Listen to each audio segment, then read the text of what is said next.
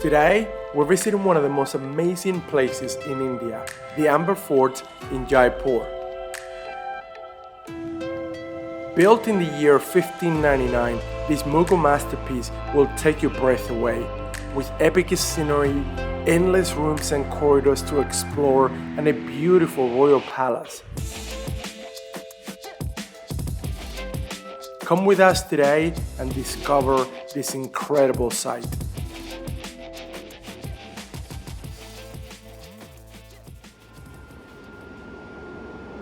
We start our journey early in the morning, taking the Jaipur Metro to Badi Chowpar station.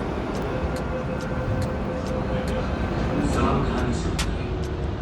Jaipur metro की यात्रा करने के लिए धन्यवाद।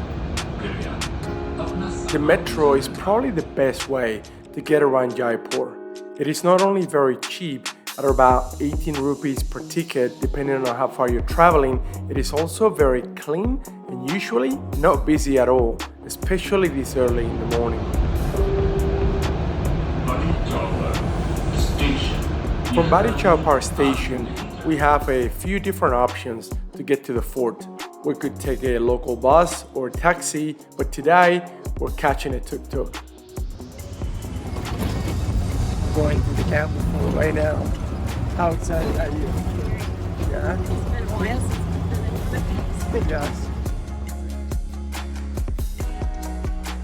The tuk-tuk ride through the city and up the hill takes around 30 minutes and costs just 200 rupees. As we make our way up the hill, we get the first glimpses of the fort in the distance.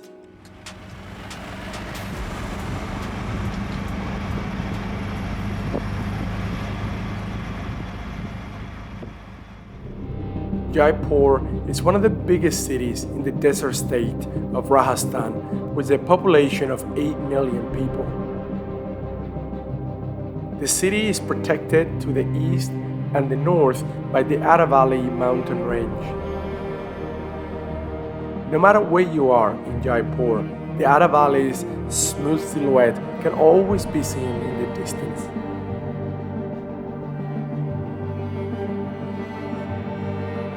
Atop of one of these mountains or hills is the Amber Fort, forever watching over the city.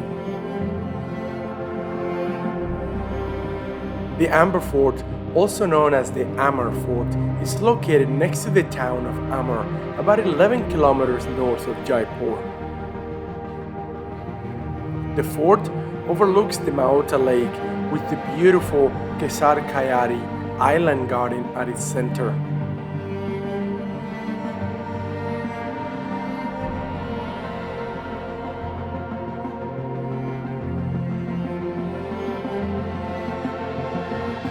All around the fort, we can see what remains of the Great Wall of Amar. Originally built in the 16th century, the protective wall stretches for over 12 kilometers and is considered to be one of the longest walls in the world.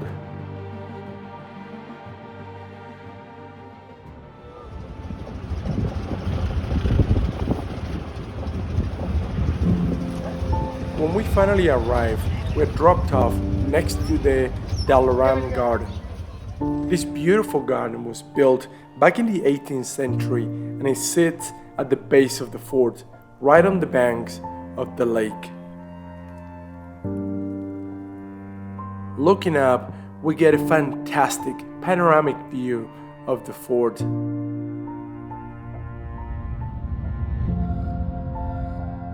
This garden is as far as the taxis or tuk-tuks can take you. In order to get to the top from here, visitors have three main options. First, there's an option to hop on a jeep for 500 rupees per person. The jeeps would take us up around the back and we would potentially enter through the back entrance of the fort. The second option is to, just like royalty used to do, ride up on the back of an elephant for 1,000 rupees, and this takes about 20 minutes.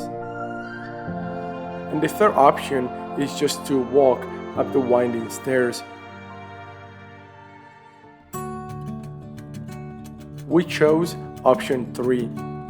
Partly because it was free, but mostly because it gave us the freedom to stop anytime we wanted to take in the incredible scenery.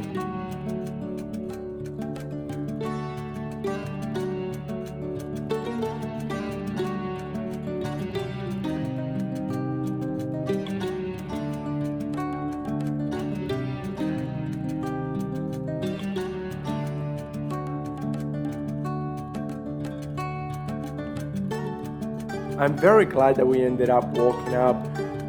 It turned out to be a very easy climb, and it was incredible to walk side by side with the elephants. There was a constant flow of them surrounding us, slowly moving up and down the hill.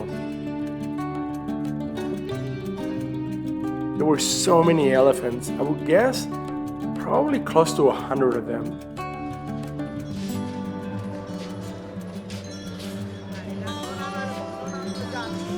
After about 15 minutes up the winding path, we arrive at the Suraj Pole, or the Sun Gate, which leads into the Jaleb Chowk Square.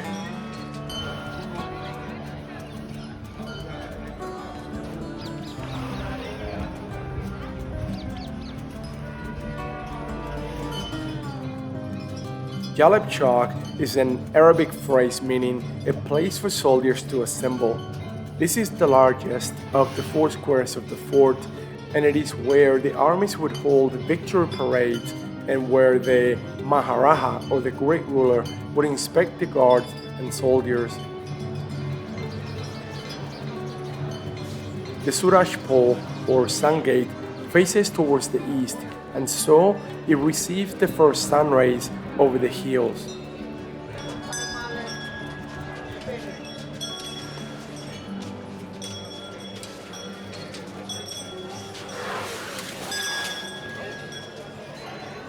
On the opposite side of the square, facing west and towards the city of Amr, we find the Chand Pole, or the Moon Gate. Visitors often stop here for a few minutes after the climb to rest and to watch the constant flow of elephants in and out of the square. More relevant for us today, Jaleb Chowk Square is where the ticket office is located, all the way across on the opposite side. The entrance fee to the Amber Fort is 500 rupees per person, and after buying our tickets, an impressive stairways leads into the main palace grounds. Although this incredible place is commonly referred to as a fort, in reality, however, it is more of a palace since it was the home of the royal family, and its design is much more in line with royal luxury than martial life. The Amber Fort, or palace, is divided into 4 separate sections, with the first one being the Jaleb Chowk Square with the Sun and Moon Gates. The next 3 sections are each built around a courtyard from which different buildings can be accessed. The first courtyard, up the main stairway, has a number of really interesting sections to explore. We start with the Diwan Ayam. This open square building is built on a raised platform with 27 marble pillars, each topped with an elephant head and beautiful archways.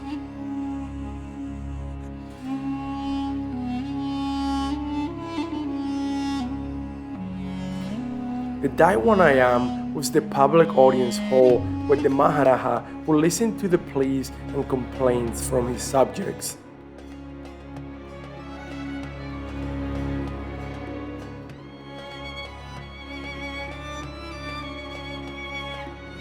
The open design offers incredible views of the surrounding hills and of the Jaleb Chowk Square below.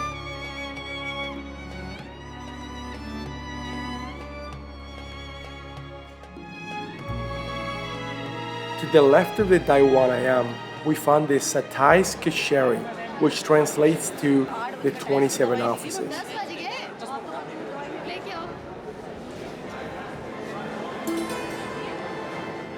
These were the administration offices of the palace. From here, scribes will record all petitions made to the Maharaja and manage the taxes and the revenue of the kingdom.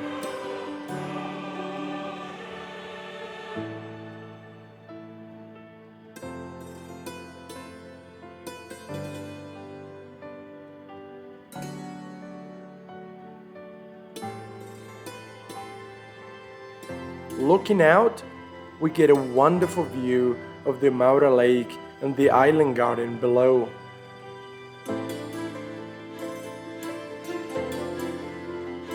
I know of many office workers that would kill to have this amazing view from their offices. But what do you think? Would you like this to be your office? Leave us a comment down below and let us know.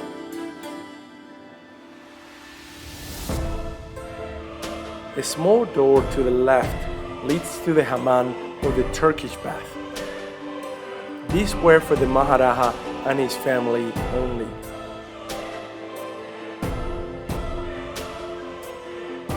Each of the marble basins sits four, and depending on the season, hot or cold water was piped in from a different room to fill them up. The last building of this section, but arguably the most impressive one, is the Ganesh Pole or Ganesh Gate.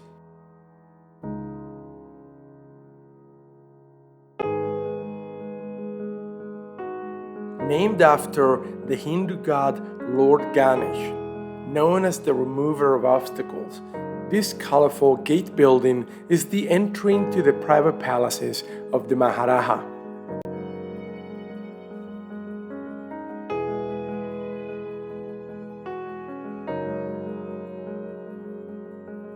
Located just above the Ganesh Pole is a little gem that is easily missed. Going up the stairs of this three-story building, we find the Suhat Mandir. This small room contains a lattice wall which allowed the ladies of the royal family to watch functions held in the Dayawanayam without being seen by the public.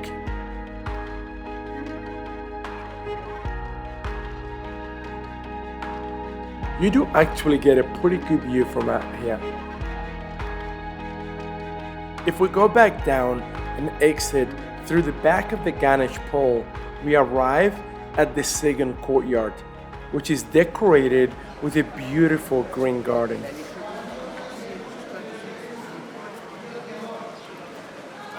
Built in the 1600s, this lovely garden follows the common Mughal garden design with narrow white marble channels that draw a geometric pattern through the garden and converge on a beautiful star-shaped white marble pool with a fountain at its center.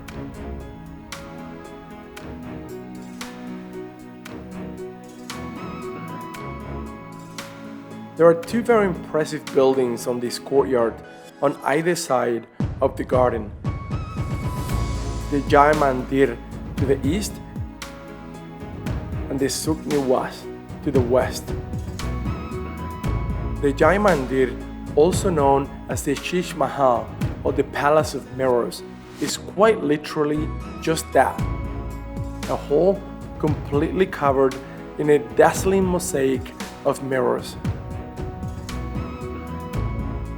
It is believed that the tiny pieces of glass were imported all the way from Belgium, and the design is such that one single candle can light up the entire place.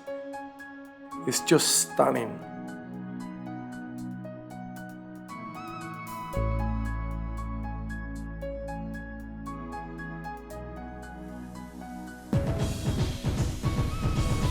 This sparkling room was where the Maharaja held private meetings and parties.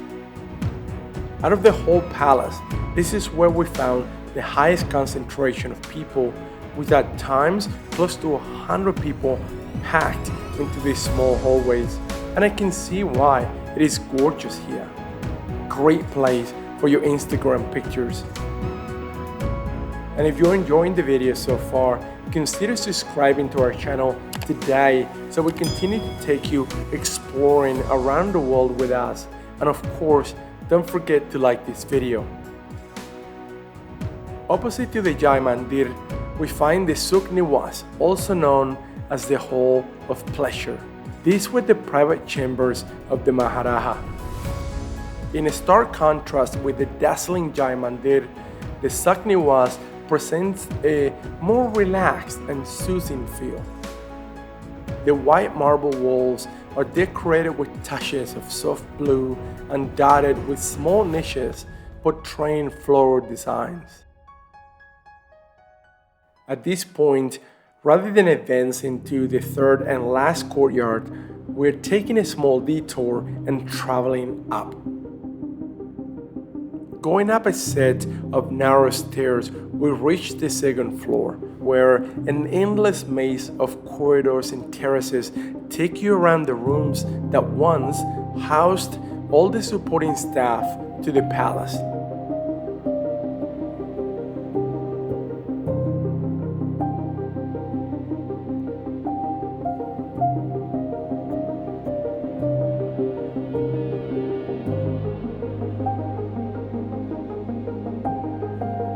Unlike the busy ground floor, up here we found almost no one, and the narrow corridors kept the temperature mild and refreshing with a nice breeze running through.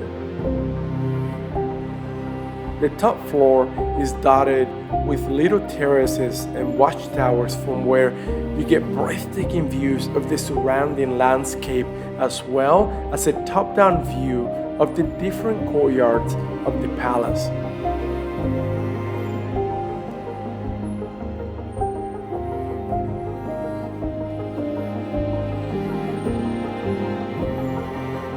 Viewing the palace from up here gave us a much better perspective or understanding of the layout.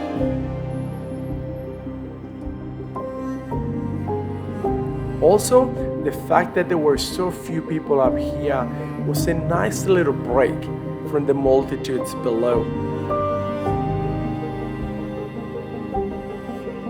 I would definitely recommend coming up here and exploring the second floor when you visit the palace.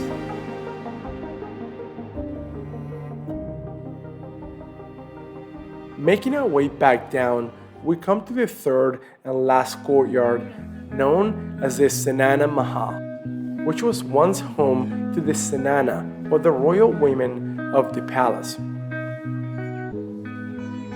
Encircling the courtyard are several small rooms with open balconies, which were once the women's living quarters. And at the center, we find the Baradari Pavilion, which was the meeting hall for the queens, and is the oldest structure of the entire Amber Fort.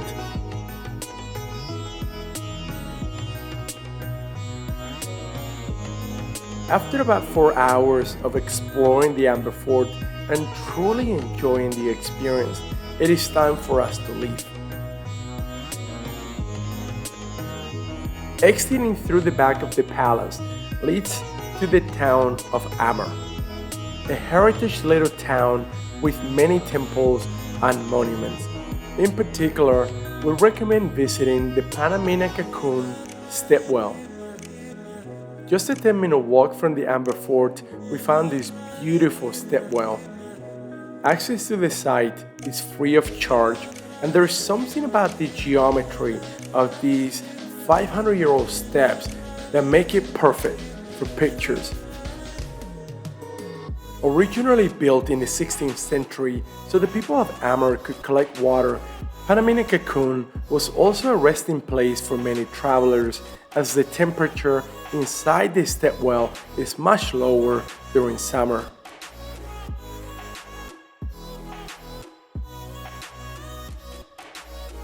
There are crisscrossing stairs on 3 sides and a small room on the northern wall, which is believed was used for religious ceremonies and weddings.